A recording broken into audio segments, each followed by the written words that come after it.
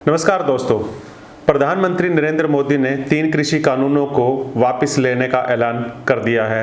उन्होंने बोल दिया है कि जल्द ही संसद में बिल पास कराकर इन तीनों कृषि कानूनों को रद्द कर दिया जाएगा। साथियों, मैं आज देशवासियों से क्षमा मांगते हुए सच्चे मन से और पवित्र हृदय से कहना चाहता हूं कि शायद हमारी तपस्या में ही कोई कमी रही होगी, जिसके कारण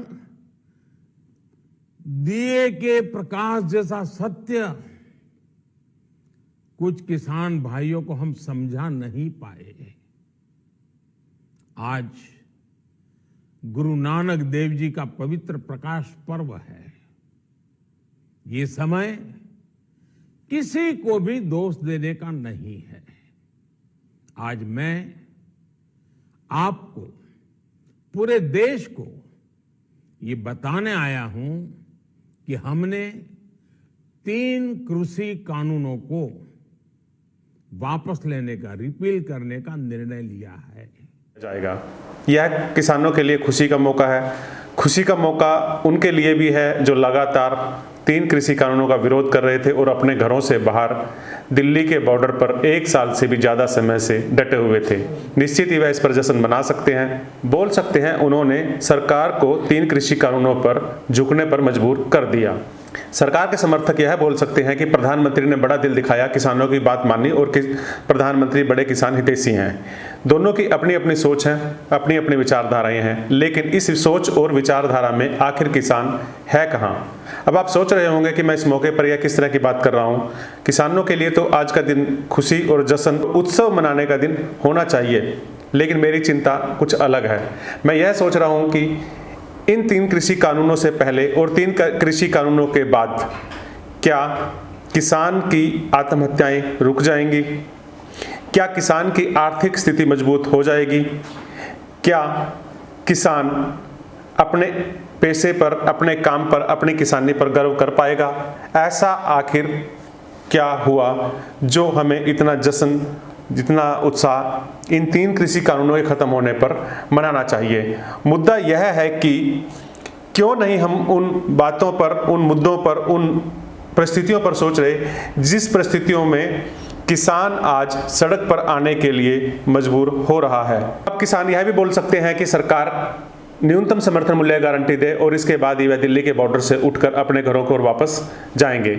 लेकिन क्या एमएसपी की गारंटी किसानों की आर्थिक मजबूती का आधार है?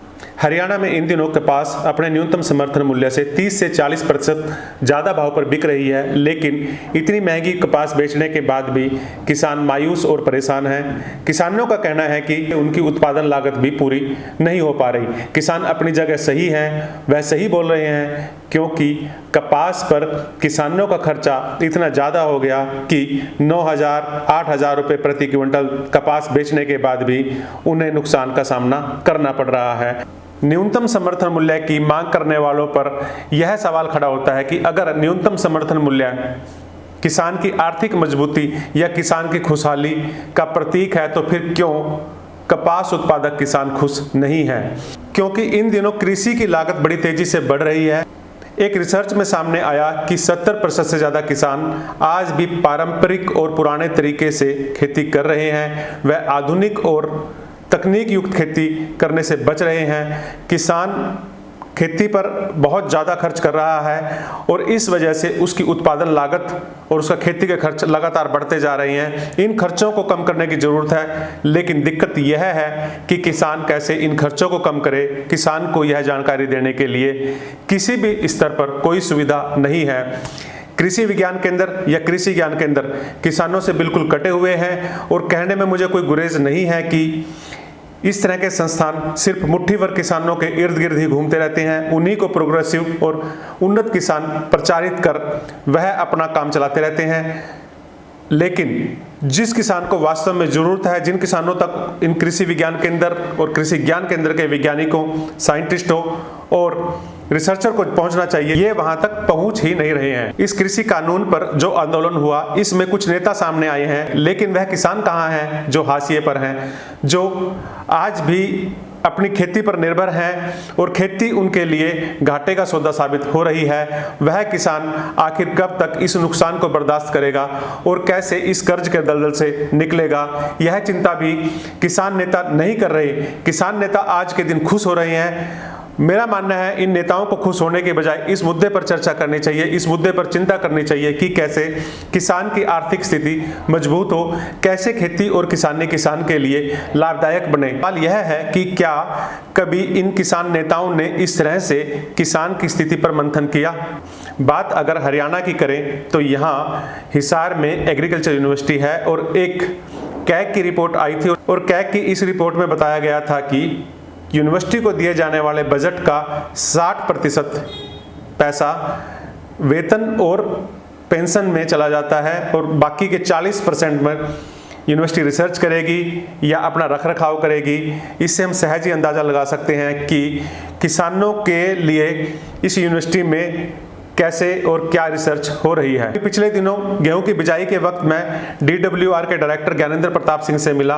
मैं यह जानना चाह रहा था कि हरियाणा में इन दिनों 303 गेहूं का जो बीज बिक रहा है वह असली है या नकली है। गेहूं की 303 किस्म को DWR ने ईजाद किया था और इस बार पहली बार संस्थान की ओर से इस किस्म का बीज किसानों और कंपनियों को दिया गया। जब पहली बार यह बीज कंपनियों और किसानों को दिया गया तो फिर बाजार में इतनी बड़ी मात्रा में 303 का बीज कैसे आया। तो डायरेक्टर ने मुझे बताया कि यह सभी बीज नकली है। तो हमने पूछा कि इस पर कार्रवाई क्यों नहीं होती, तो उन्होंने बताया कि कार्रवाई करने का अधिकार प्रदेश सरकार का है, प्रदेश सरकार को इस पर कार्रवाई की जानी चाहिए। लेकिन अफसोस के साथ कहना पड़ रहा है कि हरियाणा और पंजाब में कहीं भी एक भी बीज विक्रेता पर सरकार ने इस तरह कोई कार्रवाई नहीं की। न सिर्फ गेहूं बल्कि बीटी कॉटन और कीटनाशकों के नाम पर भी किसानों के साथ इसी तरह से धोखाधड़ी हो रही है। लेकिन किसान इस धोखाधड़ी से अनजान है। उन्हें इस धोखाधड़ी के बारे में जागरूक करने के लिए न तो सरकार और न ही किसान नेताओं ने कभी पहल की।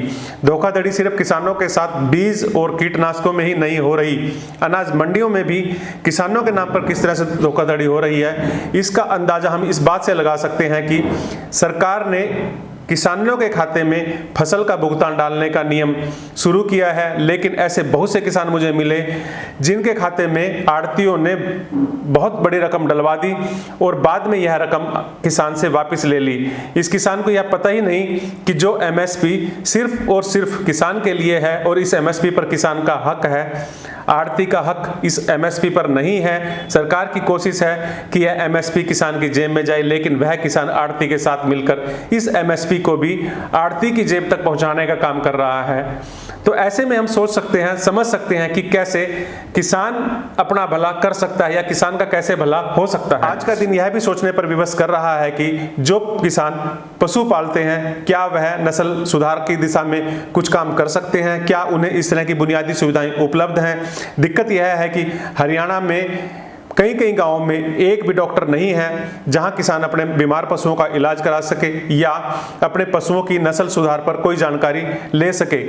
स्थिति यह है कि NDRI जो कि करनाल में स्थित है, यहाँ की ज़्यादातर रिसर्च सिर्फ और सिर्फ इंडस्ट्री के लिए है, किसान तक वह रिसर्च पहुँचती ही नहीं है। यह कहते हुए मुझे अफसोस हो रहा है कि NDRI करनाल में है और करनाल के आसपास ही गायों की संख्या बड़ी तेजी से कम हो रही है। आज यह भी सोचने का दिन है कि क्लाइमेट चेंज के इस दौर में कैसे खेती किसानी बची रह सकती है। यह भी सोचने का दिन है कि लगातार नीचे जा रहे भूजल स्तर में कैसे किसान आने वाले दिनों में खेती करेगा, कैसे बंजर होती जमीन को किसान उपजाऊ करे। यह भी सोचने का दिन है।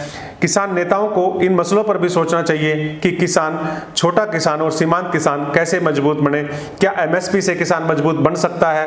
अगर MSP से किसान मजबूत बनता तो अभी तक हरियाणा और पंजाब में गेहूं, धान समेत कई फसलें MSP पर बिकती हैं, इसके बावजूद भी किसान आत्महत्याएं कर रहे हैं। तो यानी कि इस पूरे सिस्टम में कहीं ना कहीं गड़बड़ी है और जिसे सुधारने की सख्त जरूरत है।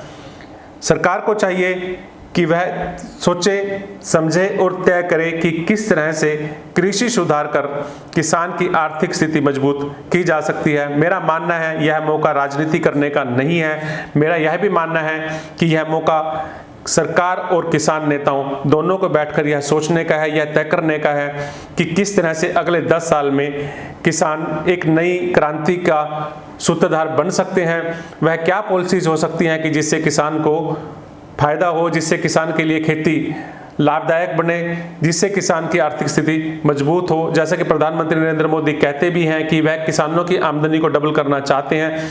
इस दिशा में सोचना होगा कि किस तरह से यह आमदनी डबल हो सकती है। ग्रामीण पृष्ठभूमि से जुड़ा होने की वजह से मैं यह समझ पा रहा हूँ सरकार की योजनाएं किसानों तक पहुंच ही नहीं रही हैं। ऐसी बहुत सी योजनाएं जो दिल्ली और चंडीगढ़ में बनती है लेकिन किसान तक आते आते वह रास्ते में ही दम तोड़ जाती हैं। ऐसी बहुत सी योजनाएं हैं जिन पर सरकार ने करोड़ों रुपए खर्च कर दिए। राष्ट्रीय बागवानी मिशन इसका सबसे बड़ा उदाहरण है, लेकिन मैं राष्ट्रीय बागवानी मिशन को अब तक का सबसे बड़ा घोटाला मानता हूं, क्योंकि इसमें कुछ चंद किसानों को अगर छोड़ दिया जाए तो ज्यादातर किसानों को इसमें कोई फायदा नहीं हुआ।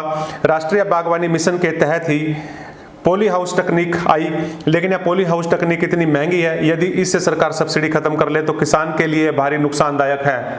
इस तकनीक का हमें क्या फायदा जिसे हम तभी अपना सकते हैं जब सरकार उस पर सब्सिडी दे।